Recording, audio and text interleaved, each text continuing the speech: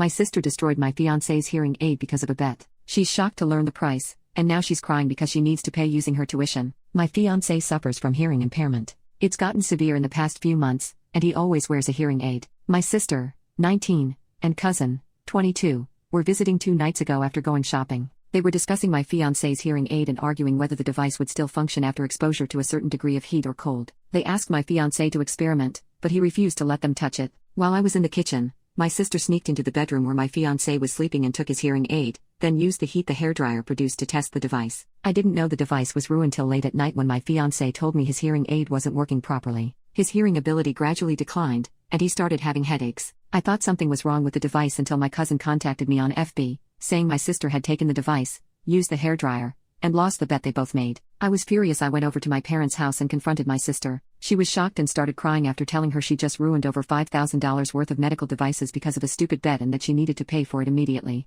My wedding is in less than 2 weeks, and my fiancé can't even be aware of his surroundings without his hearing aid, so it won't happen until he gets a new hearing aid, which is expensive. She freaked out after I demanded that she pay $5,000 for a new hearing aid because she didn't know it would cost this much. She complained that the money she had saved was to pay for her tuition, otherwise, she wouldn't be able to progress in college. My parents begged me to postpone the wedding until they found a solution that all parties could agree on, but delaying the wedding would cost us much more than the price of a hearing aid my sister is refusing to pay for. I argued with them because I was not only worried about the wedding but my fiancé's health. It's been 2 days, and he's been complaining of headaches and feeling isolated. The doctor warned against going long without a hearing aid, which is concerning. My parents said they would have paid me themselves if they had that kind of money. Still, I was unreasonable to take away my sister's education money she worked for when I could postpone if I were worried about not getting a new hearing aid before the wedding, essentially making it about the wedding and accusing me of choosing a party that lasts few hours over my sister's future and education. I left their house and still stood my ground despite them telling me I was being selfish for not working with them on a solution for this issue. My parents tend to let my sister get away with intentionally or unintentionally ruining others' belongings without accountability. Last summer,